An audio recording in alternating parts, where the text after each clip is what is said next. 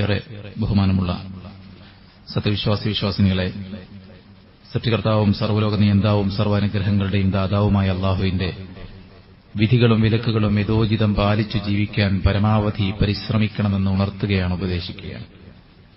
അല്ലാഹു നമുക്കെല്ലാവർക്കും അവനിഷ്ടപ്പെട്ട വഴിയിൽ മരണം വരെ മുന്നോട്ടു പോകാനും മരണാനന്തരം ജന്നാത്തുൽ ഫിർദൗസിൽ ഒരുമിച്ചു കൂടാനുമുള്ള തൗഫീഖ് നൽകി അനുഗ്രഹിക്കുമാറാവട്ടെ. ജീവിതത്തിലെ ചില കാഴ്ചകൾ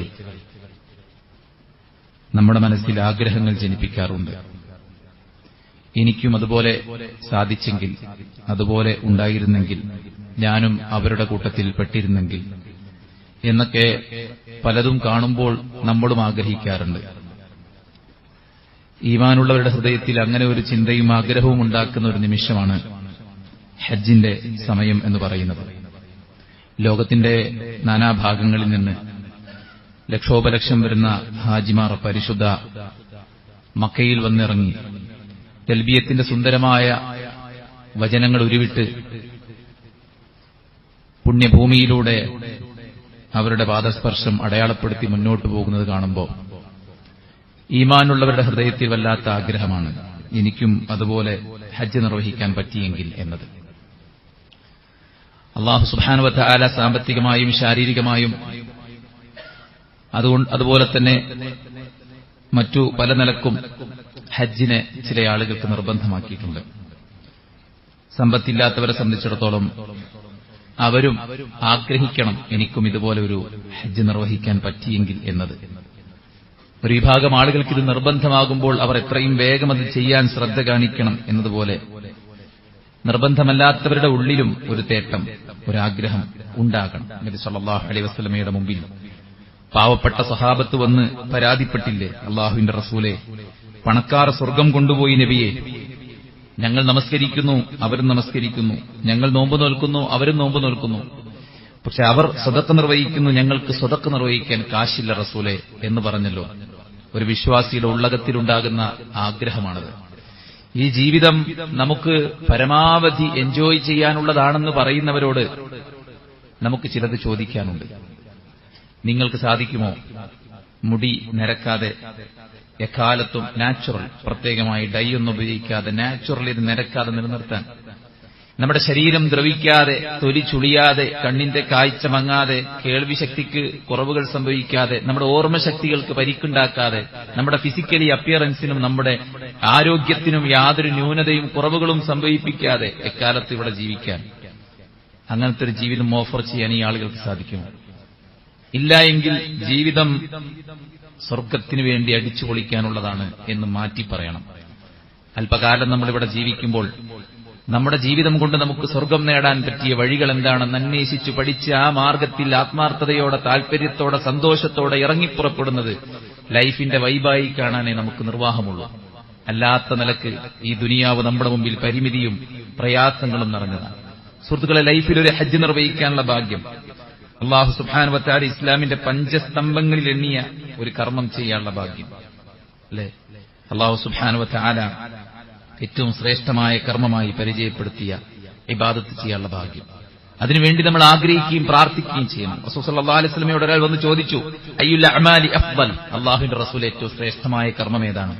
അവിടുന്ന് പറഞ്ഞു, ഈമാനു ബില്ലാഹി വ റസൂലി, അല്ലാഹുവിലും അന്ത്യദിനത്തിലും അല്ലാഹുവിലും അവന്റെ റസൂലിലുമുള്ള വിശ്വാസമാണ്. സുഹൃത്തുക്കളെ, നമുക്ക് സമാധാനമാണ് ഇങ്ങനത്തെ ചില ഹദീസുകളൊക്കെ കേൾക്കുമ്പോൾ. നമ്മൾ കുറെ ക്ഷീണിച്ചു വന്നിരിക്കുമ്പോൾ ഒരുപക്ഷെ ഈ പറയുന്നത് നമ്മുടെ മനസ്സിലേക്ക് ഇറങ്ങുന്നുണ്ടോ എന്നുള്ളത് ആലോചിക്കേണ്ടതാണ്. എന്താ റസൂല പറഞ്ഞത്? അല്ലാഹുവിലും റസൂലിലുമുള്ള വിശ്വാസം. അതുള്ള ആളുകൾക്ക് ഒരു സമാധാനമാണ് ഈ ഹദീസ് കേൾക്കുമ്പോൾ. ഖീല, വീണ്ടും ചോദിക്കപ്പെട്ടു, സുമ്മമാത, പിന്നെ എന്താണ്? ജിഹാദു ഫീ സബീലില്ലാഹ്, അള്ളാന്റെ മാർഗത്തിലുള്ള പരിശ്രമമാണ്. യുദ്ധം മാത്രമല്ല, യുദ്ധമില്ലാത്ത ഭൂമികയുണ്ട്, അവിടെ എന്ത് ചെയ്യണം? മാതാപിതാക്കളെ നോക്കൽ ജിഹാദാണ്. സമ്പത്തുകൊണ്ടും ശരീരം കൊണ്ടും ദീനീ ദഅവാ രംഗത്തും ഇസ്ലാമിന്റെ സംരക്ഷണ മാർഗത്തിലും നമ്മൾ ഇറങ്ങിപ്പുറപ്പെടുന്നുള്ള ജിഹാദാണ്. സ്വന്തം നഫ്സിനോടുള്ള ജിഹാദ്, ശൈത്താനോടുള്ള ജിഹാദ്, അധർമ്മങ്ങളുള്ള ജിഹാദ്, തിന്മകൾക്കെതിരെയുള്ള ജിഹാദ്, ഇതെല്ലാം ജിഹാദാണ്. ജിഹാദ് ഫീ സബീലില്ലാഹ്, ഇത് ഏറ്റവും ശ്രേഷ്ഠകരമായ കർമ്മമാണ്. മൂന്നാമത്തത് വീണ്ടും ചോദിച്ചു, പിന്നെ എന്താണ്? റസൂൽ പറഞ്ഞു, ഹജ്ജും മബ്റൂർ, മബ്റൂറായ ഹജ്ജ് നിർവഹിക്കാനുള്ള ഭാഗ്യം. അത് ഏറ്റവും ശ്രേഷ്ഠമായ കർമ്മമാണെന്ന് അള്ളാഹുവിന്റെ പ്രവാചകൻ സല്ലല്ലാഹു അലൈഹി വസല്ലം പറയാം. അവിടെ കൂടെ ഒരു ടിക്കിടാൻ സുഹൃത്തുക്കളെ നമുക്ക് സാധിക്കണം എന്നുള്ളതാണ്. ആയിഷ ഉമ്മുൽ മുഅ്മിനീൻ റളിയല്ലാഹു തആല അൻഹ പറയുകയാണ്, ഖാലത്ത് യാ റസൂലല്ലാഹ്, അല്ലാഹുവിന്റെ റസൂലേ, നറൽ ജിഹാദ് അഫ്ളൽ അമൽ, ജിഹാദാണ് ഏറ്റവും നല്ല ശ്രേഷ്ഠമായ കർമ്മമായിട്ട് ഞങ്ങൾ കാണുന്നത്. അഫലാ നുജാഹിദ്, അല്ലാഹുവിന്റെ റസൂലേ ഞങ്ങളും യുദ്ധം ചെയ്തോട്ടെ എന്ന് ചോദിക്കാം. അല്ലാഹുവിന്റെ പ്രവാചകൻ സല്ലല്ലാഹു അലൈഹി വസല്ലം പറഞ്ഞില്ല, ലാകിൻ അഫ്ളൽ ജിഹാദി ഹജ്ജും മബ്റൂർ, നിങ്ങൾക്ക് യുദ്ധമില്ല, സ്ത്രീകൾക്ക് യുദ്ധമല്ലല്ലോ, വൃദ്ധന്മാർക്ക് യുദ്ധമല്ല. അപ്പൊ അവരെന്താ ചെയ്യാ? ഏറ്റവും ശ്രേഷ്ഠകരമായ കർമ്മം യുദ്ധമാണെന്ന് പഠിപ്പിക്കുകയും ചെയ്തു, അല്ലെങ്കിൽ ജിഹാദാണ്, ഖിതാൽ ഉൾക്കൊള്ളുന്ന ജിഹാദാണെന്ന് പഠിപ്പിക്കുകയും ചെയ്തു. എല്ലാ മണ്ണിലും യുദ്ധമല്ലല്ലോ. ഒരു സ്വതന്ത്ര ഭാരതത്തിൽ ജീവിക്കുന്ന നമുക്കിവിടെ ഖിതാൽ ഉൾക്കൊള്ളുന്ന ജിഹാദില്ലല്ലോ. നമ്മുടെ ആദർശമനുസരിച്ച് ജീവിക്കാനും അത് പ്രബോധനം നിർവഹിക്കാനും നമുക്ക് ഈ ഭരണഘടന സ്വാതന്ത്ര്യം നൽകുമ്പോൾ ഇവിടെ ആയുധമെടുക്കാനുള്ള സ്വാതന്ത്ര്യമല്ല. അപ്പൊ നമുക്ക് എന്താണ് പിന്നെ ഏറ്റവും ശ്രേഷ്ഠകരമായ കർമ്മം ചെയ്യാനുള്ള തൗഫീക്ക് നമുക്കില്ലാതെ പോയോ? പ്രവാചകൻ സല്ലല്ലാഹു അലൈഹി വസല്ലം പറയാണ്, ലാകിൻ അഫ്ദലുൽ ജിഹാദി ഹജ്ജും മബ്റൂർ, ഏറ്റവും അഫ്ദലായ ജിഹാദാണ് ഹജ്ജും മബ്റൂർ. അത് ശരീരവും സമ്പത്തും മനസ്സും അതുപോലെ എല്ലാ നിലക്കുമുള്ള വലിയൊരു റിസ്ക് എടുത്തിട്ടുള്ള അധ്വാനമാണ് പിന്നെ ഹജ്ജ്. അതുകൊണ്ട് തന്നെ ഏറ്റവും നല്ല ജിഹാദാണ് ഹജ്ജ് എന്ന് റസൂൽ കരീം സല്ലല്ലാഹു അലൈഹി വസല്ലം ആയിഷ റളിയല്ലാഹു അൻഹയോട് പറയുകയാണ്. വേറെയും ഒരുപാട് ഹദീസുകൾ കാണാൻ സാധിക്കും. പ്രവാചകൻ സല്ലല്ലാഹു അലൈഹി വസല്ലമയോട് സ്ത്രീകൾ വന്നുകൊണ്ട് ഞങ്ങൾ യുദ്ധം ചെയ്യട്ടെ എന്ന് ചോദിച്ച ധാരാളം സന്ദർഭങ്ങളുണ്ട്. അവിടെയൊക്കെ പ്രവാചകൻ സല്ലല്ലാഹു അലൈഹി വസല്ലം പറഞ്ഞത് വലാകിൻ അഹ്സനുൽ ജിഹാദി വ അജ്മലുഹു ഹജ്ജുൽ ബൈത്ത് ഹജ്ജുൽ മബ്റൂർ, ഏറ്റവും ശ്രേഷ്ഠകരമായ, ഏറ്റവും മനോഹരമായ ജിഹാദ്, ഏറ്റവും അഹ്സനായ ജിഹാദ്, ഏറ്റവും അജ്മലായ ജിഹാദ് അത് ഹജ്ജാണ് എന്ന് റസൂൽ കരീം സല്ലല്ലാഹു അലൈഹി വസല്ലം പറയാണ്. അള്ളാഹുവിന്റെ പ്രീതി ആഗ്രഹിച്ചുകൊണ്ട് നമുക്ക് ഒരു യാത്രക്കൊരുങ്ങാൻ സാധിക്കുമെങ്കിൽ അത് ധർമ്മസമര ഭൂമികയിലേക്കുള്ള പടപ്പുറപ്പാട് മാത്രമല്ല, ഹജ്ജിന് വേണ്ടിയുള്ള പടപ്പുറപ്പാടുകൂടെ, ഹജ്ജിന് വേണ്ടിയുള്ള പുറപ്പാടുകൂടെയാണെന്ന് റസൂലുള്ളാഹി എണ്ണിയത് നമുക്ക് കാണാൻ സാധിക്കും. മൻ തവാഫ ബിൽ ബൈത്ത് വസല്ല റകഅതൈനി കാന കഇത്ഖി റഖബതിഹി, അല്ലാഹുവിന്റെ പ്രവാചകൻ സല്ലല്ലാഹു അലൈഹി വസല്ലം പറയുന്നു, ഒരു അടിമയെ മോചിപ്പിച്ചതിനേക്കാൾ പുണ്യമാണ് പരിശുദ്ധ ഹറം തവാഫ് ചെയ്ത് 2 റക്അത്ത് നമസ്കരിക്കുക എന്ന് പറഞ്ഞാൽ. മൻ ഹജ്ജ ലില്ലാഹ് ഫലം യർഫുദ് വലം യഫ്സുഖ് റജഅ കയൗമി വലദതുഹു ഉമ്മുഹു, ലേബർ റൂമിൽ നിന്ന് ഒരു കുട്ടിനെ കിട്ടുമ്പോൾ ആ കുട്ടി മദ്യപാനിയല്ല, വ്യഭിചാരിയല്ല, തോന്നിയാസില്ല. ആ കണ്ണുകൾ വിശുദ്ധം, ആ കാതുകൾ വിശുദ്ധം, ആ ഹൃദയം വിശുദ്ധം, ആ ശരീരം വിശുദ്ധമാണ് പൂർണ്ണമായിട്ട്. ആ കുട്ടി മരിച്ചാൽ ഡയറക്റ്റ് സ്വർഗത്തിലേക്കാണ്. അതുപോലെ ഹജ്ജ് നിർവഹിച്ചാൽ തിരിച്ചു വരാം. ഒരുപാട് സാഹചര്യങ്ങളുടെ സമ്മർദ്ദം, പൈശാചികമായ പ്രേരണ, കൂട്ടുകാരുടെ പ്രചോദനം, നമ്മുടെ കയ്യിലുള്ള സോഷ്യൽ മീഡിയ ഉപയോഗപ്പെടുത്തിക്കൊണ്ട് നമ്മൾ ചെയ്തു കൂട്ടിയ കാര്യങ്ങൾ, സാമ്പത്തികമായി അതുപോലെ തന്നെ മാനസികമായി, ലൈംഗികമായി, അങ്ങനെ പല രംഗങ്ങളിൽ നമ്മളിൽ സംഭവിച്ച ധാരാളം കറകളുണ്ട്. ഈ കറകളെല്ലാം കഴുകിക്കളഞ്ഞൊരു കുഞ്ഞിനെപ്പോലെ തിരിച്ചു വരാനുള്ള സൗഭാഗ്യം സുഹൃത്തുക്കളെ ഹജ്ജിലൂടെ കിട്ടുമെന്ന് പറയുമ്പോൾ ഹജ്ജിന് എപ്പോഴാണ് പോകേണ്ടത്, ഹജ്ജിന് എപ്പോഴാണ് അപേക്ഷിക്കേണ്ടത്, ഹജ്ജിന് എത്രയാണ് ചെലവ് വരുന്നത്, അതുണ്ടാക്കാൻ ഞാൻ എന്താണ് ചെയ്യേണ്ടത്, ഞാൻ എപ്പോഴാണ് അപേക്ഷിക്കേണ്ടത് എന്നൊക്കെ ആലോചിച്ച് തുടങ്ങുന്നില്ലെങ്കിൽ സുഹൃത്തുക്കളെ നമുക്ക് യഥാർത്ഥ കച്ചവടവും യഥാർത്ഥ ലാഭവും എന്താണെന്ന് ഇപ്പോഴും മനസ്സിലായിട്ടില്ല എന്ന് പറയേണ്ടി വരും. കഴിഞ്ഞ ഖുത്ബയിൽ സൂചിപ്പിച്ചതുപോലെ നമുക്കൊരു കച്ചവടത്തിന് അവസരം ഉണ്ടെന്ന് പറയുമ്പോൾ നമ്മളത് മാക്സിമം യൂട്ടിലൈസ് ചെയ്യാനാണ് ശ്രമിക്കുക. ഒരു ജോബ് സെർച്ച് ചെയ്യുന്ന കുട്ടികൾ അവർ നല്ലൊരു ജോബ് മുന്നിൽ വന്ന് നിന്നാൽ പിന്നെ അവരന്തം വിട്ടുക്കൂല, അവർ വേഗം അതിനുള്ള ആപ്ലിക്കേഷനും അതിനുള്ള ഇന്റർവ്യൂസും ഒക്കെ അറ്റൻഡ് ചെയ്ത് അത് നേടിയെടുക്കാനുള്ള ശ്രമമാണ് അവർ ചെയ്യുക. അങ്ങനെയെങ്കിൽ ജീവിതം കൊണ്ട് സ്വർഗം നേടുക എന്ന വലിയൊരു ബിസിനസ്സിലേക്ക് ഇറങ്ങിത്തിരിക്കണം നമ്മൾ. ഹജ്ജാണ് ജീവിതത്തിൽ സംഭവിച്ച അബദ്ധങ്ങളൊക്കെ ഒരാളോട് ഏറ്റുപറയാൻ പറ്റാത്ത സംഗതിയാണ്. ഒരാളോട് ഏറ്റുപറഞ്ഞാൽ നമുക്കുള്ള വിലയും നിലയും നഷ്ടപ്പെട്ടു പോകുന്ന കാര്യമാണ്. അത് അല്ലാഹു സുബ്ഹാനഹു വ തആല എല്ലാം കഴുകിക്കളഞ്ഞൊരു കുഞ്ഞിനെ പോലെ തിരിച്ചു തരാമെന്ന് പറയുമ്പോൾ അത് ഹജ്ജിലൂടെ സാധ്യമാണ്. അള്ളാഹു നമുക്കൊക്കെ അതിനുള്ള തൗഫീക്ക് നൽകി അനുഗ്രഹിക്കുമാറാവട്ടെ. പ്രവാചകൻ സല്ലല്ലാഹു അലൈഹി വസല്ലം പറയുന്നു, ആരെങ്കിലും തൽബിയത്ത് ചൊല്ലിയിട്ട് പരിശുദ്ധ ഹറമിൽ, പരിശുദ്ധ മക്കയിൽ വന്നിറങ്ങിയാൽ അവിടുത്തെ കല്ലും അവിടുത്തെ മരവും അവിടുത്തെ പൊടിമണലും ഈവൻ അവിടുത്തെ എല്ലാ വസ്തുക്കളും അവന് വേണ്ടി പ്രാർത്ഥിച്ചുകൊണ്ടിരിക്കും എന്ന് പ്രവാചകൻ സല്ലല്ലാഹു അലൈഹി വസല്ലം ഓർമ്മപ്പെടുത്തിയ ഹദീസ് നമുക്ക് കാണാൻ സാധിക്കും. എത്രത്തോളം എന്ന് വെച്ച് കഴിഞ്ഞാൽ അല്ലാഹുവിന്റെ പ്രവാചകൻ സല്ലല്ലാഹു അലൈഹി വസല്ലം പറഞ്ഞു, താബിഉ ബൈനൽ ഹജ്ജ് വൽ ഉംറ ഫഇന്നഹുമാ യൻഫിയാനിൽ ഫഖർ വദ്ദുനൂബ് കമാ യൻഫിൽ കീറു ഖബതൽ ഹദീദ്. ഇരുമ്പിലെ മാലിന്യങ്ങൾ നീക്കുന്നത് പോലെ നിങ്ങളുടെ ജീവിതത്തിൽ സംഭവിച്ചു പോയ മാലിന്യങ്ങൾ അത് കഴുകിക്കളയുകയും ഫഖറും ദുനൂബും, 2 കാര്യം, ഫഖറും ദുനൂബും. ലക്ഷങ്ങൾ മുടക്കിയിട്ട് ഹജ്ജിന് പോയാൽ വലിയ സാമ്പത്തിക പ്രതിസന്ധി വരുമല്ലോ എന്നല്ല, സാമ്പത്തിക പ്രതിസന്ധി നീങ്ങുക ചെയ്യാൻ. ഫഖർ, ദാരിദ്ര്യം ഇല്ലാതാകും, അതുപോലെ തന്നെ പാപങ്ങളും ഇല്ലാതാകുമെന്ന് അള്ളാഹുവിന്റെ പ്രവാചകൻ സല്ലല്ലാഹു അലൈഹി വസല്ലം പറയുന്നു. പരിശുദ്ധ അറഫയിൽ ഒരുമിച്ചുകൂടിയവർക്ക് പാപം പൊറുക്കപ്പെട്ടിരിക്കുന്നുവെന്ന് വിളിച്ചു പറയൂ ബിലാൽ എന്ന് അള്ളാഹുവിന്റെ പ്രവാചകൻ സല്ലല്ലാഹു അലൈഹി വസല്ലം ബിലാൽ റളിയല്ലാഹു അൻഹു വിളിച്ചു പറയാൻ പറയുന്നുണ്ട്. അദ്ദേഹം ചോദിക്കുന്നുണ്ട്, അള്ളാഹുവിന്റെ റസൂലെ, ഈ ഒരുമിച്ച് കൂടിയവർക്ക് മാത്രമാണോ, അതല്ല ലോകാവസാനം വരെ ഈ അറഫാ മൈതാനി ഒരുമിച്ച് കൂടുന്ന മുഴുവൻ ആളുകൾക്കുമുള്ളതാണോ ഈ ഓഫർ എന്ന് ചോദിച്ചപ്പോ പ്രവാചകൻ സല്ലല്ലാഹു അലൈഹി വസല്ലം പറഞ്ഞത്, ലോകാവസാനം വരെ ഈ അറഫാ മൈതാനിയിൽ ഹജ്ജ് നിർവഹണത്തിന് വേണ്ടി ഒരുമിച്ച് കൂടി നിൽക്കുന്ന മുഴുവൻ ആളുകളുടെയും പാപങ്ങൾ അല്ലാഹു സുബ്ഹാനഹു വ തആല പുറത്തു തന്നിരിക്കുന്നു എന്ന് പ്രഖ്യാപിക്കാനാണ് അള്ളാഹുവിന്റെ പ്രവാചകൻ സല്ലല്ലാഹു അലൈഹി വസല്ലം പറഞ്ഞിട്ടുള്ളത്. മാ മിൻ യൗമിൻ അക്സറ മിൻ അൻ യുഅതിഖ അല്ലാഹു ഫീ അബ്ദൻ മിനന്നാർ. നമ്മൾ റമദാനിനെ കുറിച്ചൊക്കെ കേട്ടിട്ടുണ്ട്. രാവും പകലൊക്കെ അല്ലാഹു നരകത്തിൽ നിന്ന് ആളുകളെ രക്ഷപ്പെടുത്തുന്ന സമയമാണ് റമദാൻ എന്ന് റസൂൽ പറയും. മാ മിൻ യൗമിൻ അക്സറ മിൻ അൻ യുഅതിഖ അല്ലാഹു ഫീഹി അബ്ദൻ മിനന്നാർ. യൗമ അറഫയിലാണ് അല്ലാഹു സുബ്ഹാനഹു വ തആല നരകത്തിൽ നിന്ന് ഏറ്റവും അധികം ആളുകളെ രക്ഷപ്പെടുത്തുന്നത് എന്ന് അള്ളാഹുവിന്റെ പ്രവാചകൻ സല്ലല്ലാഹു അലൈഹി വസല്ലം ഓർമ്മപ്പെടുത്തുകയാണ്. അതുകൊണ്ട് തന്നെ ആപത്തുള്ള ആളുകൾ വെച്ച് നീട്ടരുത് സഹോദരന്മാരെ. റസൂലുള്ളാഹി സ്വല്ലല്ലാഹു അലൈഹി വസല്ലം പറഞ്ഞു, അറാദൽ ഹജ്ജ ഫല്യതഅജ്ജൽ. ആരെങ്കിലും ഹജ്ജിന് ഉദ്ദേശിക്കണമെങ്കിൽ അവർ വേഗം പോയിക്കൊള്ളട്ടെ. പൈസ എന്ന് പറഞ്ഞാൽ എന്താണ്? നമ്മളെ കയ്യിൽ വരും, അത് നമ്മൾ വിചാരിക്കാത്ത കോലത്തിൽ നമ്മളിന്ന് ചെലവായി പോകും. അതുകൊണ്ട് നല്ല കാര്യങ്ങൾ ആരെങ്കിലൊക്കെ ഉദ്ദേശിക്കുന്നുണ്ടെങ്കിൽ അതിന് നമ്മൾ താമസം വെക്കരുത്. ഇപ്പോ നമ്മള് ഉദ്ഹിയ്യത്തിന് നിയ്യത്താക്കാൻ പറഞ്ഞു. എത്ര പേര് ഉദ്ഹിയ്യത്തിന് നിയ്യത്താക്കി? ധാരാളം ആളുകൾ അൽഹംദുലില്ലാഹ് അതിലേക്ക് സ്വന്തമായിട്ടും ഷെയറായിട്ടൊക്കെ ചേർന്ന്. ഇനിയും നമുക്ക് അവസരമുണ്ട്. അയ്യാമു തശ്രീക്കിൽ വരെ നമുക്ക് നിയ്യത്ത് വെക്കാമെന്ന് പണ്ഡിതന്മാർ പറഞ്ഞിട്ടുണ്ട്. ആ സമയത്ത് വരെ തീരുമാനിച്ച് വേണമെങ്കിൽ അറവ് നടത്താമെന്ന് പറഞ്ഞിട്ടുണ്ട്. 9,500 നമ്മൾ വെച്ചൊരു എമൗണ്ട്. അപ്പൊ നമ്മുടെ കയ്യിൽ എങ്ങനെയെങ്കിലൊക്കെ അത് ചുറ്റിപ്പറ്റി ഉണ്ടെങ്കിൽ പിന്നെ നമ്മൾ മറ്റത് ചെയ്യണ്ടേ, അത് ചെയ്യണ്ടേ, മറ്റതിന് അടക്കാനുള്ളതല്ലേ എന്നൊന്നും ആലോചിക്കാൻ നിൽക്കരുത്. അത് വേഗം കൊടുക്കുക. അള്ളാന്റെ മാർഗത്തിൽ അങ്ങനെയൊക്കെ കൊടുക്കുള്ളൂ. നമ്മുടെ വീട്ടിന്റെ കാര്യങ്ങൾ അങ്ങനെയല്ലേ ചെയ്തത്? കയ്യിൽ കാശുണ്ടായിട്ടൊന്നല്ലോ, ഇപ്പൊ അത് ചെയ്താലാണ് ചെയ്തു പോവുള്ളൂ എന്ന് തീരുമാനിച്ചിട്ടല്ലേ നമ്മൾ ചെയ്തു പോയത്, അല്ലെ? ഇനി കുടുംബത്തെ കൊണ്ടുപോകണമെങ്കിൽ ഒരു 4 ചക്രം വേണം, ഇല്ലെങ്കിൽ അങ്ങേറ്റം ബുദ്ധിമുട്ടുമെന്ന് തീരുമാനിച്ചപ്പോ കയ്യിലുള്ള കാശ് കൊടുത്തിട്ട് വണ്ടി വാങ്ങിക്കല്ലേ നമ്മള്, അല്ലെ? അപ്പൊ നമ്മൾ അങ്ങനെയാണ് നമ്മുടെ ഭൗതിക കാര്യങ്ങളൊക്കെ നടന്നു പോകണമെങ്കിൽ ദീനിന്റെ കാര്യവും അങ്ങനെ തന്നെയാണ്. താമസിച്ച് കൊണ്ടുപോകുന്ന ഒരു അവസ്ഥ ഉണ്ടായിരുന്നു. അതെന്താ വെച്ച് കഴിഞ്ഞാൽ നമ്മൾ വല്ലതും ചെലവാക്കാൻ വേണ്ടിയിട്ടാണ് ആലോചിക്കുമ്പോത്തിന് ശൈത്താൻ കുറെ അജണ്ടകൾ മുന്നിട്ട് ഇതാണ് സ്കൂൾ തുറക്കാനായി കുട്ടികൾക്ക് ബുക്ക്, ബാഗ്, കൊട, അത് ഇത്, അല്ലെ? പിന്നെ അതുപോലെ തന്നെ പെരുന്നാൾ അടുത്ത് വരികയാണ്, അതിന്റെ ഡ്രസ്സ് കാര്യങ്ങൾ, അങ്ങനെ അങ്ങോട്ട് ഒരുപാട് ഇതൊക്കെ കൂടെ മീറ്റ് ചെയ്യാനുള്ള കാശ് നമ്മൾ എടുത്തുണ്ടാവില്ല. മനസ്സിലായില്ലേ? അപ്പൊ ഉള്ള കാശും തികയാത്ത അവസ്ഥ ഉണ്ടാവും. അപ്പൊ നമുക്ക് ദാരിദ്ര്യത്തെക്കുറിച്ചുള്ള പേടിയുണ്ടാവും. ഈ പോക്ക് പോയതിന്റെ അവസ്ഥ വല്ലാത്ത അവസ്ഥ നീക്കാരം എന്നൊരു ഉള്ളതുകൊണ്ട് നമുക്ക് മനസ്സമാധാനത്തോടെ ജീവിക്കാൻ പറ്റാത്ത. അതാണ് യഈദുകുമുൽ ഫഖറ വയഅമുറുകും ബിൽ ഫഹ്ശാ എന്ന് പറഞ്ഞു. ശൈത്താൻ നിങ്ങളോട് ദാരിദ്ര്യത്തെ ഉപദേശിക്കുന്നു പറഞ്ഞു. വെറുതെയല്ല, എല്ലാം തികഞ്ഞിട്ട് നമുക്കൊന്നും ചെയ്യാൻ പറ്റില്ല. ജീവിക്കുന്ന സമയത്ത്, കയ്യിലുള്ള സമയത്ത് വേഗം ചെയ്തു പോകും. അതുകൊണ്ട് ആരെങ്കിലും ഉദ്ദേശിക്കണമെങ്കിൽ ഫല്യതഅജ്ജൽ, അവർ ധൃതി കാണിക്കട്ടെ എന്നാണ് ഉമർ ഇബ്നുൽ ഖത്താബ് റളിയല്ലാഹു അൻഹു പറയണം. ഒരാള് ഹജ്ജിന് അവസ്ഥ ഉണ്ടായിട്ട് ഒരാൾ ഹജ്ജ് നിർവഹിക്കണില്ലെങ്കിൽ ഓൻ യഹൂദിയായിട്ടോ നസ്രാണിയായിട്ടോ മരിച്ചു പോകാനാണ് ഏറ്റവും നല്ലതെന്ന് പറഞ്ഞു. ഒരാള് 6 അല്ലെങ്കിൽ 7 യുദ്ധത്തിൽ പങ്കെടുക്കുന്നതിനേക്കാൾ ഞാൻ ഇഷ്ടപ്പെടുന്നത് ഒരാൾ ഒരു ഹജ്ജ് നിർവഹിക്കലാണ്. ചില പണ്ഡിതന്മാർ, ചില സലഫുകൾ, അസ്വദ് ഇബ്നു യസീദ് റഹിമഹുല്ലാഹ് അദ്ദേഹം പറയുന്നത്, തന്റെ സമൂഹത്തിലെ ധനികന്മാരായ അയൽവാസികളോട് അദ്ദേഹം പറഞ്ഞത്, ലൗ മിത്ത വലം തഹജ്ജ ലം ഉസല്ലി അലൈക. നിങ്ങൾ ഹജ്ജ് നിർവഹിക്കാതെയാണ് മരിച്ചു പോണെങ്കിൽ, കയ്യിൽ കാശുണ്ടായിട്ടും ഒരു ഹജ്ജ് നിർവഹിക്കാതെയാണ് നിങ്ങൾ മരിച്ചു പോണെങ്കിൽ നിങ്ങളെ മയ്യത്ത് ഞാൻ നമസ്കരിക്കില്ല എന്നുവരെ പറഞ്ഞ നമ്മുടെ മുൻഗാമികളായ ആളുകളെ നമുക്ക് കാണാൻ സാധിക്കും. അതുകൊണ്ട് തന്നെ സഹോദരന്മാരെ, ഹജ്ജ് മഹനീയമായ ഒരു കർമ്മമാണ്. അത് നിർവഹിക്കാൻ നമ്മൾ ആഗ്രഹിക്കലും പടച്ചറബിനോട് ആത്മാർത്ഥമായിട്ട് പ്രാർത്ഥിക്കലും അതിനുവേണ്ടി പരിശ്രമിക്കുകയും ചെയ്യണമെന്ന് ഓർമ്മപ്പെടുത്താറുള്ളത്. അതോടൊപ്പം തന്നെ ഹജ്ജ് നിർബന്ധമുള്ള ആളുകൾക്ക് ഹജ്ജ് നിർബന്ധം തന്നെയാണ്.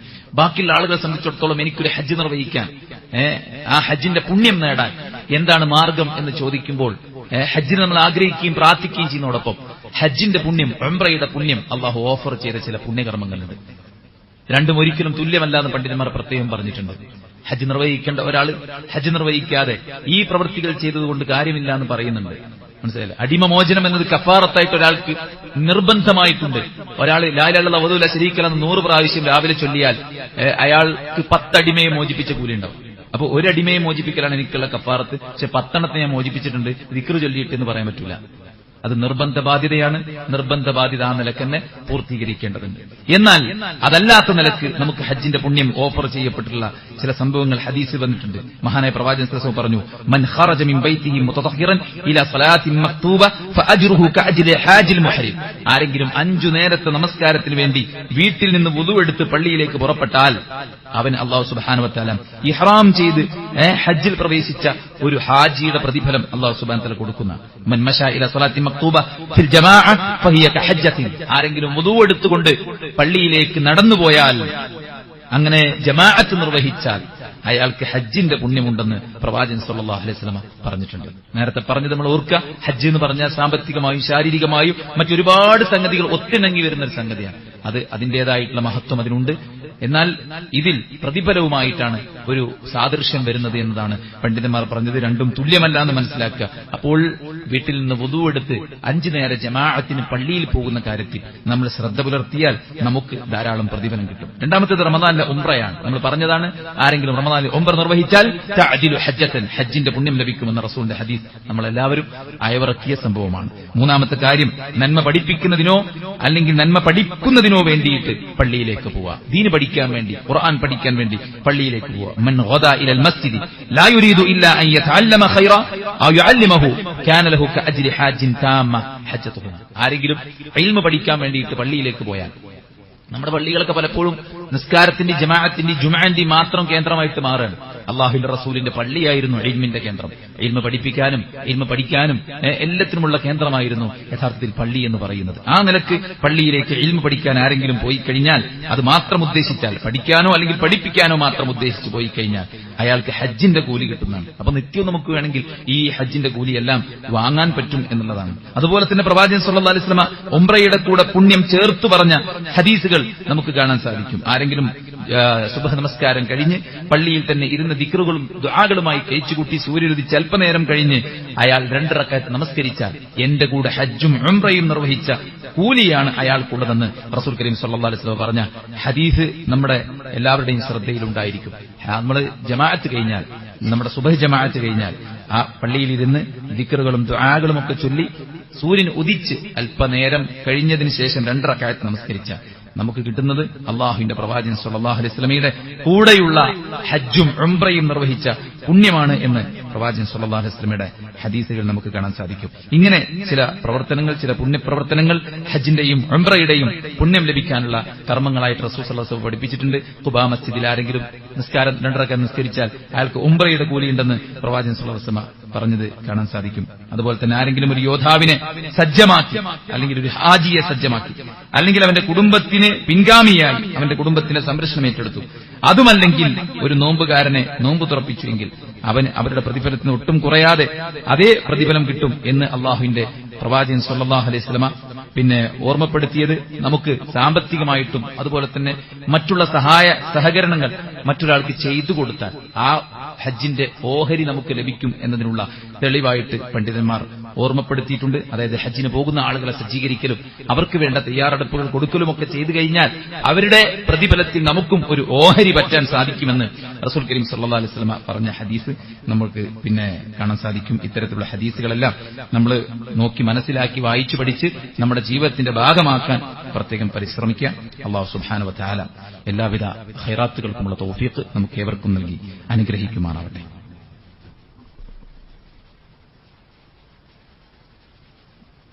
അൽഹംദുലില്ലാഹി വസ്സലാത്തു വസ്സലാമു അലാ റസൂലില്ലാഹി വഅലാ ആലിഹി വസഹ്ബിഹി അജ്മഈൻ അമ്മാ ബഅദ്. അല്ലാഹുവിനെ സൂക്ഷിക്കണമെന്ന് ഒരിക്കൽ കൂടെ ഉണർത്തുകയാണ്, ഉപദേശിക്കുകയാണ്. സഹോദരന്മാരെ, ഏറ്റവും മഹനീയമായ ദിവസങ്ങളിലൂടെയാണ് നമ്മൾ കടന്നു പോകുന്നത്. ഒരു സുബ്ഹാനല്ലാഹ്ക്ക് പോലും വലിയ പുണ്യം ലഭിക്കുന്ന സമയം. അല്ലാഹുവിന്റെ റസൂൽ കരീം സല്ലല്ലാഹു അലൈഹി വസല്ലം പറഞ്ഞ ഹദീസ് കഴിഞ്ഞ ദിവസത്തിൽ നമ്മൾ ഓർമ്മപ്പെടുത്തിയതാണ്.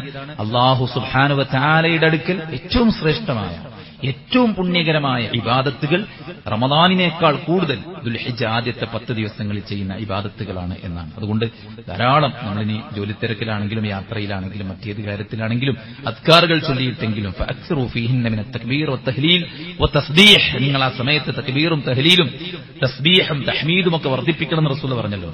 ആ അദ്കാറുകൾ ചൊല്ലിയിട്ടെങ്കിലും ഈ ഒരു 10 ദിവസത്തിന്റെ പുണ്യങ്ങൾ നേടിയെടുക്കാൻ നമ്മൾ പ്രത്യേകം ശ്രദ്ധിക്കണം. അതോടൊപ്പം തന്നെ ദുൽഹിജ്ജ 9. ആ ദുൽഹിജ്ജ 9ന്റെ പേരാണ് യൗമുൽ വിത്ർ എന്ന് പറയുന്നത്. ദുൽഹിജ്ജ 8 യൗമു തർവിയ, ദുൽഹിജ്ജ 9 യൗമു അറഫ, ദുൽഹിജ്ജ 10 യൗമുൻ നഹർ, 11, 12, 13 അയ്യാമുത് തശ്രീഖ്. ഈ ദിവസങ്ങൾക്കെല്ലാം പേരുകൾ പ്രത്യേകം റസൂലുള്ളാഹി പരിചയപ്പെടുത്തിയിട്ടുണ്ട്. ആ അറഫാ ദിനത്തിന് അല്ലാഹു സുബ്ഹാനഹു വ തആല വലിയ മഹത്വം കൊടുത്തിട്ടുള്ള ദിവസമാണ്. ഹാജിമാർക്ക് മാത്രമല്ല നമുക്കും സന്തോഷിക്കാനും നമുക്കും ഉപയോഗപ്പെടുത്താനുമുള്ള ഒരു ദിവസമാണ്. യഥാർത്ഥത്തിൽ ദുൽഹിജ്ജ 9 എന്ന് പറയുന്നത് ഈ ദീന് പൂർത്തീകരിക്കപ്പെട്ട ദിവസമാണ്. ദുൽഹിജ്ജ 9 വശാഹിദി വമഷ്ഹൂദ് എന്ന ആയത്തിൽ പരിചയപ്പെടുത്തിയത് ഈ ഒരു ദുൽഹിജ്ജ 9 ആകുന്ന അറഫാ ദിനത്തെയാണ് എന്ന് ഇബ്നു അബ്ബാസ് റളിയല്ലാഹു പറഞ്ഞിട്ടുണ്ട്. മാമി യൗമിൻ, നേരത്തെ പറഞ്ഞ അല്ലാഹു ഏറ്റവും അധികം നരകത്തിൽ നിന്ന് ആളുകളെ മോചിപ്പിക്കുന്ന ദിവസമാണ് ഈ ഒരു അറഫ ദിനം എന്ന് ഹദീസിൽ വന്നിട്ടുണ്ട്.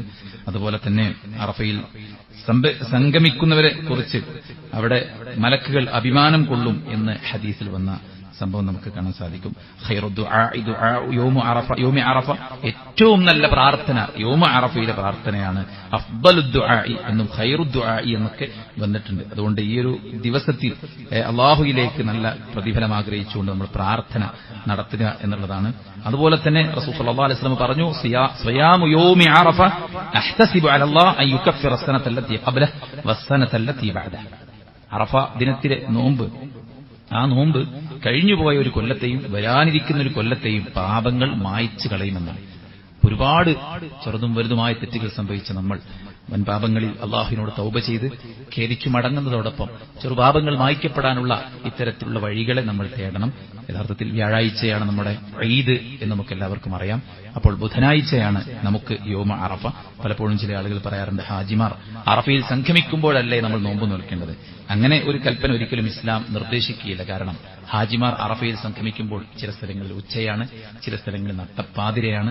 അപ്പോൾ അതുമായി താരതമ്യപ്പെടുത്തിക്കൊണ്ടൊരു നോമ്പ് ഒരിക്കലുമില്ല. പിന്നെ ഹാജിമാർ സംഗമിക്കുമ്പോൾ നിങ്ങൾ നോമ്പ് നോൽക്കുക എന്നല്ല ഹദീസിലെ പ്രയോഗം.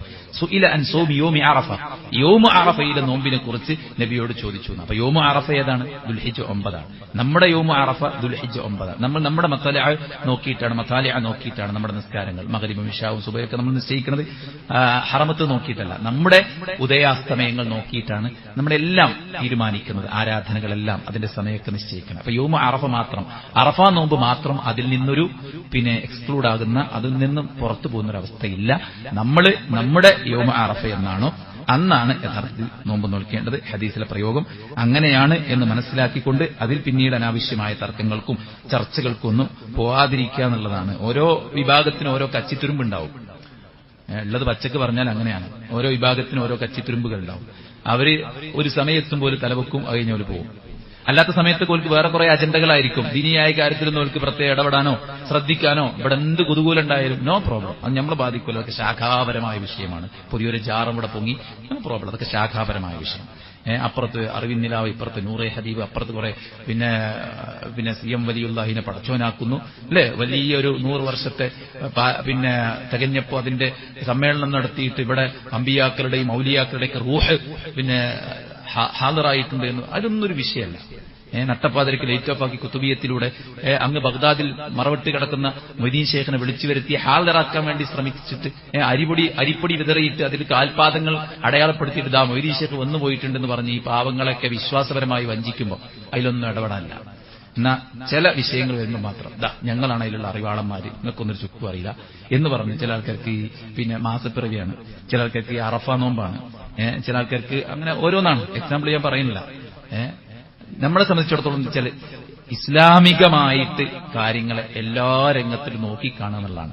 എന്താണോ പ്രമാണം പറയുന്നത് അത് നോക്കുക എന്നല്ലാതെ ഓരോരുത്തർക്ക് ഓരോരുത്തരെ അവരവരെ അടയാളപ്പെടുത്താനുള്ള അവസരമായിട്ടല്ല നമ്മൾ ഓരോന്നിനെയും കാണുന്നത്, ദീനായിട്ട് കാണുക ഏതൊരു വിഷയത്തിൽ. അങ്ങനെ നോക്കുമ്പോൾ നമ്മൾ അറഫ ദിനത്തിൽ ആ നോമ്പ് ആ ഒരു പുണ്യത്തോടുകൂടെ തന്നെ, ആ ഒരു പ്രതീക്ഷയോടുകൂടെ തന്നെ നോൽക്കുക എന്നുള്ളതാണ്. പിന്നെ നോക്കുള്ളത് ബലിപെരുന്നാളാണ് പിറ്റേ ദിവസം. അത് ഏറ്റവും ശ്രേഷ്ഠമായ ദിവസമാണ്. ഇന്ന അഅ്ളമൽ അയ്യാം ഇൻദല്ലാഹ്, അള്ളാഹിന്റെ അടുക്കൽ ഏറ്റവും ശ്രേഷ്ഠമായ ദിവസമാണ് യൗമുൻ നഹർ എന്ന് പ്രത്യേകം ഹദീസിൽ വന്നിട്ടുണ്ട്. ബലിപെരുന്നാൾ വെറും ഒരു പെരുന്നാളല്ല, മറിച്ച് ശ്രേഷ്ഠമായ ഒരു ദിവസം കൂടെയാണ്. അള്ളാഹു നമുക്ക് അനുവദിച്ചു തന്ന 2 ആഘോഷമാണ്. അത് ആ നിലക്ക് തന്നെ നമ്മൾ സന്തോഷത്തോടുകൂടെ വരവേൽക്കാനും ഏത് രീതിക്കാണോ അതിനെ ആഘോഷിക്കാൻ പറഞ്ഞത് ആ രീതിക്ക് തന്നെ ആഘോഷിക്കാൻ ഇസ്ലാമികമായ നല്ല ഉള്ളതിൽ ഏറ്റവും നല്ല വസ്ത്രം, പുതുവസ്ത്രം വാങ്ങാൻ പറ്റുന്നവർ ഏറ്റവും നല്ല പുതുവസ്ത്രം വാങ്ങുക. വസ്ത്രം വാങ്ങുമ്പോൾ നമ്മൾ ശ്രദ്ധിക്കുക, വിപണിയിൽ അങ്ങനെയാണ്, വിപണിയിൽ ഇങ്ങനെയാണ്, നമുക്ക് പറ്റിയതൊന്നും ഇല്ലാത്തതുകൊണ്ട് നമ്മളിങ്ങനെ എടുത്തിട്ട് അത് പറ്റൂല. മനസ്സിലല്ലേ? നമ്മൾ നമുക്ക് പറ്റിയത് തെരഞ്ഞു പിടിക്കുക, തെരഞ്ഞു പിടിച്ചിട്ട് കിട്ടുന്നില്ലെങ്കിൽ നമുക്ക് പറ്റിയ രൂപത്തിൽ അതിനെ ഷേപ്പ് ചെയ്യാന്നല്ലാണ്ട് ഇവിടെ എന്താണോ അവൈലബിൾ ആയിട്ടുള്ളത് അതൊക്കെ ഇട്ടുകൊണ്ട് ഇറങ്ങി നടക്കുക എന്നുള്ളതല്ല. നമുക്ക് കൃത്യമായൊരു ഗൈഡൻസ് ഉണ്ട്. നമുക്ക് ഡ്രസ്സിലും നബിനെ നബി, മനസ്സിലല്ലേ? അല്ല ഡ്രസ്സിൽ വേറെ ഏതെങ്കിലും ബ്ലോഗർമാര് നബി, അങ്ങനല്ല. കല്യാണം നിക്കാഹില് മുഹമ്മദ് നബി നബി, നിക്കാഹ് കഴിഞ്ഞാൽ ബാക്കിയില്ല പിന്നെ ബ്ലോഗർമാർ നബി, അങ്ങനല്ല. എല്ലായിടത്തും നമുക്ക് മുഹമ്മദ് നബിയാണ് നബി, എല്ലായിടത്തും ഖുർആനാണ് നമ്മുടെ പ്രമാണം. അതുകൊണ്ട് പെരുന്നാൾ ആഘോഷത്തിലും നമ്മൾ ദീനിന്റെ കാര്യങ്ങൾ പാലിക്കുക എന്നുള്ളതാണ്. ആൺകുട്ടികളുടെ മുടി വെട്ടലുകളും അതുപോലെ തന്നെ ഡ്രസ്സ്, ഇപ്പൊ പുതിയ പാന്റ് സൂപ്പർ ബാഗിങ് എന്ന് പറഞ്ഞൊരു സാധനമൊക്കെ വന്നാണ് ഇപ്പോ. അതൊക്കെ എന്താണ് എന്റെ കോലം എന്നുള്ളതൊക്കെ നമ്മൾ ആലോചിക്കേണ്ടതാണ്. നമ്മളൊരു വിശ്വാസി എന്നൊരു വൃത്തിയും വെടിപ്പും കൾച്ചറും ഉള്ളതാണ്. സമൂഹത്തിന്റെ ഉന്നത നിലയിൽ നിൽക്കുന്ന ഏതെങ്കിലും ഒരാൾ ഇങ്ങനത്തെ ഡ്രസ് കോഡ് ധരിക്കുന്ന കണ്ടണോ, ഇക്കോലത്തിന് മുടി വെട്ടണം കണ്ടണോ? ഒരു ഐഡന്റിറ്റിയാണത്. ഒരു നെറ്റലുള്ള ഒരുത്തന്റെ, ഒരു തന്റെ ഇടമുള്ള ഒരുത്തന്റെ, ഒരു നിലപാടുള്ള ഒരുത്തന്റെ, ഒരു ധാർമ്മികതയുള്ള ഒരുത്തന്റെ കോലം ചെയ്യലും ഓന്റെ വേഷത്തിന് രൂപത്തിനും കാണും. അതുകൊണ്ടല്ലേ പെണ്ണുങ്ങളോട് മറച്ചടക്കാൻ പറഞ്ഞപ്പോൾ ഖുർആൻ എന്താ പറഞ്ഞ്, ദാലിക അദ്നാ യുഅറഫ്ന വലാ യുദൈൻ, നീ ഉപദ്രവിക്കപ്പെടാതിരിക്കാനും നീ ഒരു മുസ്ലിമായ പെണ്ണാണെന്ന് തിരിച്ചറിയാനും. അപ്പൊ നമ്മുടെ ശരീരം നമ്മുടെ ആദർശത്തെ പറയുന്ന ഒരു അവസ്ഥ ഉണ്ടായിരിക്കും. അപ്പൊ നമ്മുടെ മുടിവെട്ടലും നമ്മുടെ പാന്റും കുപ്പായൊക്കെ ശ്രദ്ധിക്കുക. പെൺകുട്ടികളുടെ വസ്ത്രധാരണം മോശമാവുന്ന ആൾക്കാർ പറഞ്ഞുകൊണ്ടേ നിൽക്കുന്നുണ്ട്. എന്നിട്ടും എന്തുകൊണ്ട് ഇങ്ങനെ ധരിക്കുന്നു എന്നുള്ളതാണ് ഞാൻ ചിന്തിക്കുന്നത്. ഒരുപക്ഷെ ഈ പ്രായത്തിലുള്ള എല്ലാ കുട്ടികളും ഇങ്ങനത്തെ ഡ്രസ്സാണ് ധരിക്കണം എന്നുള്ളതുകൊണ്ടായിരിക്കും നമ്മൾ ധരിക്കണം. ചിലപ്പോൾ ഇങ്ങനെ ഡിസ്പ്ലേ വെച്ചിട്ട് അത് ഇട്ട് കഴിഞ്ഞാൽ എനിക്ക് ഭയങ്കര രസം ഉണ്ടാവുമെന്ന് തോന്നിയിട്ടേക്കും ധരിക്കണം. നമ്മുടെ രസത്തെയും നമ്മുടെ സന്തോഷത്തെയും ഒന്നും ഇസ്ലാം ഹനിക്കുന്നില്ല. പക്ഷേ ഒരിക്കലും ദീനിനെതിരാകരുത്. മനസ്സിലല്ലേ? ദീനിനെതിരാകരുത് നമ്മൾ ധരിക്കുമ്പോൾ. നമ്മുടെ ബ്യൂട്ടിക്കെതിരല്ല അല്ലാഹ് ജമീലു യുഹിബ്ബുൽ ജമാൽ, അല്ലാഹ് ഭംഗി ഇഷ്ടപ്പെടുന്നവനാണ്. പക്ഷേ ബ്യൂട്ടിക്ക് ഇമ്പോർട്ടൻസ് കൊടുത്തിട്ട് ദീനിനെതിരാകുന്ന സാഹചര്യം ഉണ്ടാകാതിരിക്കുക പ്രത്യേകം ശ്രദ്ധിക്കുക. അപ്പൊ നല്ല വസ്ത്രം എന്ന് പറഞ്ഞാൽ ഇസ്ലാമികമായ നല്ല വസ്ത്രമാണ്. ചില ആൾക്കാർക്ക് എന്താ വെച്ചാൽ ഗസയിലൊക്കെ പീഡനാണ്, അതുകൊണ്ട് ഞാൻ ഡ്രസ്സൊന്നും ഇടുന്നില്ല. അത് ശരിയല്ല. പീഡനം പല ഭാഗത്തുണ്ട്. നമ്മൾ അവർക്ക് വേണ്ടി പ്രാർത്ഥിക്കുക. അല്ല അവിടെ ഡ്രസ്സ് ഇടാന്നിട്ട് എന്താ കാര്യം? അവിടെ പട്ടിണി അഞ്ച് ചോറയിക്കാക്കോ? എന്താ പറ്റാത്തത്? അവിടെ വീടില്ല, വീടൊക്കെ പൊളിഞ്ഞടക്കുക.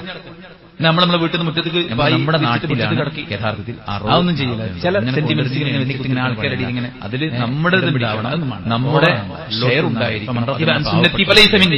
എന്റെ സുന്നത്തിലപ്പുറം ആരും പോയാൽ അവൻ എല്ലിപ്പെട്ടവനല്ല. നമ്മളെന്ത് ചെയ്യാം? അനാദരവ് കാണിക്കാത്ത നോൺ മുസ്ലിംസിന് വരെ നമുക്കത് സന്തോഷിക്കാം. നമുക്ക് അത് എടുത്തു വെക്കുകയായിരിക്കുമ്പോൾ വസ്ത്രങ്ങൾ നമ്മൾ അറുക്കാൻ പാടുന്നു. പ്രത്യേകമായിട്ട് ഒരിക്കൽ അറുക്കാൻ പാടുന്നത് ക്രൂരതയല്ല. കുളിക്കാം. ബേസിക്കലി എല്ലാം പടയിലാണ് നമുക്ക് നടക്കേണ്ടത്. മഴയില്ലെങ്കിൽ മുസല്ലയിൽ ഭൂമിയിലുള്ള സൗകര്യത്തിന് അതിൽ നമുക്ക് തിന്നാൻ പറ്റുന്നതിനെ അറുക്കാൻ നമുക്ക് പെർമിഷൻ ഒരാളെ പെർമിഷൻ എത്താൻ വേണ്ടി ശ്രമിക്കാം. അതുപോലെ ഭക്ഷണം കഴിക്കാതെ, അതുപോലെ തന്നെ നമ്മൾ ചിന്തിക്കേണ്ടതിന് അറക്കാതെ വെച്ച എന്തെങ്കിലും പെരുന്നാളിന്റെ ഈ വലിയ പെരുന്നാളിൽ പോത്തും ബൈക്കളും എരുമയും ഒക്കെ കൂടെ പെറ്റി പെരുകി വളർന്നില്ല എന്നുള്ളതാണ്. നമുക്ക് ധാരാളം സമയം ചെല്ലാനുള്ള ഒരു അവസരമാണ്. രോഗം പെരുന്നാളുള്ളത് അതൊരു ബുദ്ധിമുട്ട്. ശരിക്കും അറക്കാതിരിക്കലാണ് അവരുടെ ബുദ്ധിമുട്ടിന്റെ. അറുക്കൽ ശരിക്കും അവരോട് കാണിക്കുന്നത് മാത്രമല്ല, അറുക്കുമ്പോൾ കാലുകെട്ടി അവസാന നല്ല മൂർച്ചയുള്ള കത്തിയുണ്ട്. അന്ന് അറിവിൽ അറുത്ത് വെള്ളം കൊടുക്കുക, മറ്റുള്ളവയുടെ കൂട്ടമായി മറച്ചുവരാനും അങ്ങനെയൊക്കെ പറഞ്ഞു വഴി അവരോട് നിങ്ങൾ അവരോട് ഇഹ്സാൻ കാണിക്കണം മറ്റു കാര്യങ്ങൾ നടന്നു തന്നെ പോകാൻ പറ്റുന്ന ആൾക്കാർ പോകാനൊക്കെ ശ്രദ്ധിക്കുക. കുട്ടികൾക്ക് ചെറിയ പാട്ടുപാടി. അതുപോലെ തന്നെ ചില ആൾക്കാർ ആയത്തിന് ദുർവ്യാഖ്യാനിച്ചിട്ടൊക്കെ പുതിയ മുഹദ്ദിസുകൾ വന്നിട്ട് ആയത്തിന് ദുർവ്യാഖ്യാനിച്ചിട്ട് അങ്ങനെ അറുക്കണ്ടെന്ന് ഒരിക്കലും പ്രൊമോട്ട് ചെയ്യാനല്ല. അള്ളാഹുവിനെ മറക്കുന്ന, പരലോകത്തെ മറക്കുന്ന, മരണത്തെ മറക്കുന്ന, ആഖിറത്തിനെ മറക്കുന്ന ദുനിയാവാണ് വലുത് എന്ന് ചിന്തിപ്പിക്കുന്ന ഖുർആനിൽ തന്നെ ഉണ്ടാകുന്ന അറുക്കണ്ട എന്ന് പറയുന്ന ഒരു പരിപാടിക്ക് റോങ് കുടപിടിക്കില്ലെന്ന് ഒരു ആയത്തി എപ്പോൾ എവിടെ എന്തിനിറങ്ങി അറിയാതെ തഫ്സീർ പരിഭാഷ മാത്രം വായിച്ചിട്ട് ഞാൻ വലിയ മുഹദ്ദിസാണെന്ന് പറഞ്ഞുകൊണ്ട് കുറച്ച് ആൾക്കാരെ ഗ്രൂപ്പും കൂട്ടിയിട്ട് പ്രസംഗിക്കാൻ അതേ സമയം വരികയാണ്. അപ്പൊ നമ്മള് കെയർ കൊടുക്കേണ്ട കുഴപ്പമില്ല. 4 കുട്ടികളൊക്കെ ഉണ്ടെങ്കിൽ സ്കൂൾക്ക് അവർക്കൊക്കെ കൊടുക്കും. വലിയമാരൊക്കെ ഭയങ്കര എമൗണ്ട് വരുന്ന സംഭവമാണ്. ഒരാളെ പറഞ്ഞാൽ ഈ മക്ക മുശ്രിക്കുകൾ അതിന്റെ പലയിടത്തും അതിന്റെ ഇറച്ചി അവിടെ ഇവിടെ കെട്ടിത്തൂക്കി വേസ്റ്റ് ആക്കി കളയും ചെയ്യും. ഓരോടാ പറഞ്ഞു നിങ്ങളിങ്ങനെ പ്രകടമാക്കുന്ന ഇറച്ചി അവിടെ കെട്ടിത്തൂക്കി. അത് നല്ലൊരു കാര്യമാണ്. നിങ്ങൾ എന്ത് ചെയ്തോളി? അവരെ സഹായിക്കുന്ന ഇനി അള്ളാന്റെ ദീനിന്റെ ചിഹ്നങ്ങളെ ആദരിക്കുന്നതിന്റെ ഭാഗമാണ് ഈ ഉരുക്കളെ നന്നായിട്ട് നല്ല ഉരുക്കളെ അറുക്കുക എന്നുള്ളത്. അപ്പൊ നമ്മളെല്ലാവരും എല്ലാവരും എല്ലാ വീഴ്ചകളും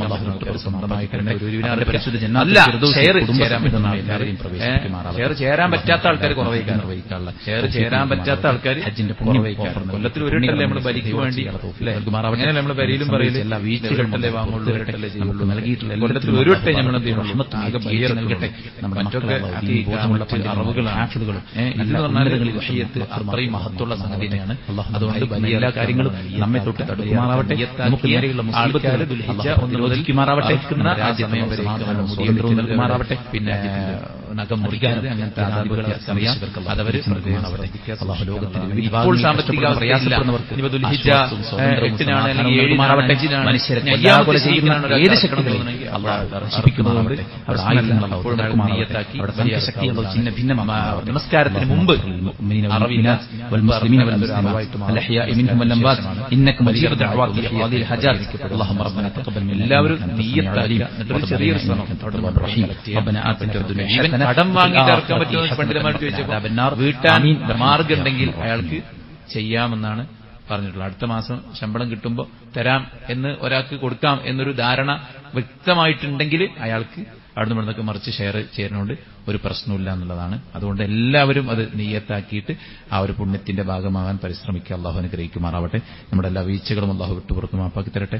അവന്റെ പരിശുദ്ധ ജന്നാത്തുൽ ഫിർദൗസിൽ നമ്മെ എല്ലാവരെയും കുടുംബസമേതം ചേർക്കുമാറാവട്ടെ. മഗ്ഫിർലിൽ മുഅ്മിനീന വൽ മുഅ്മിനാത്ത് വൽ മുസ്ലിമീന വൽ മുസ്ലിമാത്ത് الأحياء منهم والأموات إنك مجيب دعوات قاضي الحاجات اللهم ربنا تقبل منا إنك أنت السميع العليم وتب علينا إنك أنت التواب الرحيم ربنا آتنا في الدنيا حسنة وفي الآخرة حسنة وقنا عذاب النار آمين برحمتك يا أرحم الراحمين.